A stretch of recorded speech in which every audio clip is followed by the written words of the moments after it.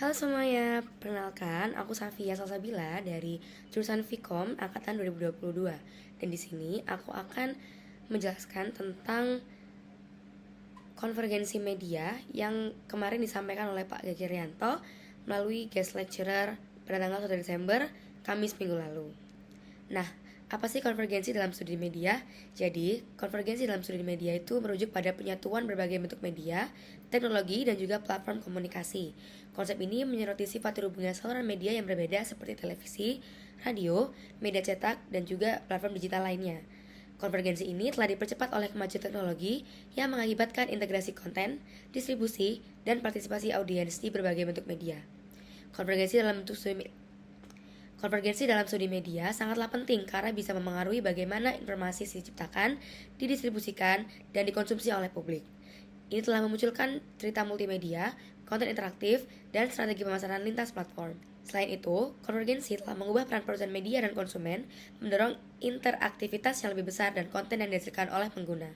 Nah, di pertemuan kemarin, di guest lecturer kemarin, Pak Geger juga jelasin tentang Remo TV. Remo TV adalah sebuah platform media yang mereka tuh ada situs dan juga YouTube-nya.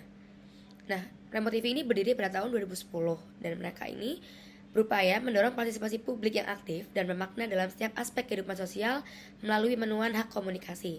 Dan Remo TV ini tuh ingin menyadarkan dan menunjukkan bahwa masyarakat tuh memiliki hak untuk informasi.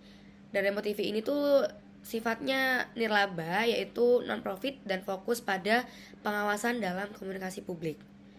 Dan Remo TV ini tuh mereka dananya dari fundraising. Jadi mereka mencari sumber dana yang orientasinya itu sama dengan Remo TV ini, yaitu mendorong hak publik untuk memiliki hak untuk mengetahui informasi dan juga mengerti komunikasi yang benar dari media itu seperti apa. Dan Pak Geger sendiri kemarin juga menjelaskan audiens dari Remo TV sendiri. Jadi audiens Remo TV itu adalah anak muda berusia 17 hingga 35 tahun yang umumnya adalah seorang mahasiswa yang mereka ini tertarik dengan hal-hal berbau akademik. Selain itu, audiens Remo TV ini juga bisa dari masyarakat sipil, media dan pers, dan kelompok marginal serta yang lainnya juga. Nah, Pak Geger sendiri pun menjelaskan bahwa Remo TV ini itu lebih terkenal dengan konten-konten videonya. Jadi daripada situsnya, mereka lebih terkenal dan populer di YouTube-nya. Nah, di sini juga Pak Geger menjelaskan dan menunjukkan salah satu bentuk video yang populer, yaitu tentang kritik terhadap iklan susu kental manis. Berikut videonya. Enak dan manis. Dua hal inilah yang membuat kita, terutama anak-anak, lebih menyukai susu kental manis ketimbang produk susu lainnya. Bagaimana tidak? Susu kental manis adalah perpaduan yang sempurna. Selain enak dan manis, ia juga menawarkan berbagai nutrisi karena dibuat dengan susu segar. Indomie kental manis dibuat dengan susu segar. oleh karena itu, susu kental manis tak hanya dikonsumsi sebagai susu seduh, melainkan juga jadi tambahan dalam berbagai resep makanan. Konsumsi 2 gelas susu kental manis setiap hari kerap diiklankan sebagai hal yang baik untuk mendapatkan asupan nutrisi yang maksimal. Tapi, apakah benar begitu? Susu kental manis memang mengandung berbagai tambahan mikronutrien seperti vitamin. Tapi rasa enak dan manis yang ia miliki tercipta karena hampir 50% kandungannya adalah gula. Meski gula adalah salah satu komposisi utama dalam susu kental manis, ia tidak pernah dinyatakan dalam iklan. Kenapa? Dalam 1 gelas susu kental manis terdapat 2 sendok makan atau 21 gram gula. Apabila kita mengkonsumsi 2 gelas sehari, seperti dianjurkan oleh iklan, berarti kita mengkonsumsi 4 sendok atau 42 gram gula. Kadar gula ini sangat besar dan berbahaya bagi anak, sasaran utama produk susu kental manis. Jika merujuk pada aturan WHO, konsumsi gula maksimal untuk anak umur 4-6 tahun adalah 40 gram per hari. 2 gelas susu kental manis saja sudah melebihi kuota itu. Belum lagi ditambah gula yang datang dari makanan lain, seperti biskuit atau permen. Apabila iklan-iklan ini jujur mengenai betapa besarnya kandungan gula yang ia miliki, penggambaran tokoh yang aktif bergerak dan murah senyum akan memiliki makna yang sepenuhnya lain.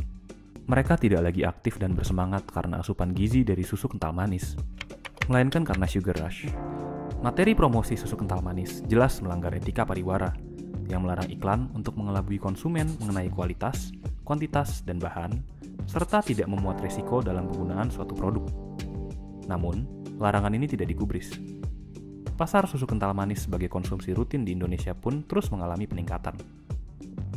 Imaji media tentang susu kental manis yang sudah dibangun berpuluh tahun masih bertahan dan terus dikembangkan melalui strategi periklanan yang lebih canggih. Kawin silang antara industri susu kental manis dan periklanan memang tidak memusingkan perkara kesehatan atau memperkuat keluarga Indonesia. Bagi industri, yang penting adalah profit yang manis. Bagi industri, Yang penting enak.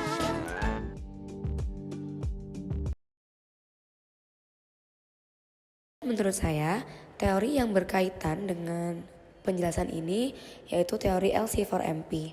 Mengapa teori ini? Karena manusia itu terbatas dalam menerima informasi, sehingga diperlukan adanya eksplorasi lebih dalam seperti Remo TV yang selalu mengembangkan konten-konten yang mereka miliki. Sebuah salah satu video yang populer dari situs YouTube Remo TV, yaitu tentang kritik terhadap susu kental manis.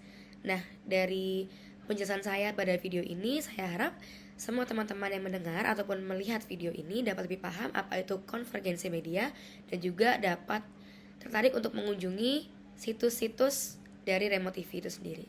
Sekian, terima kasih.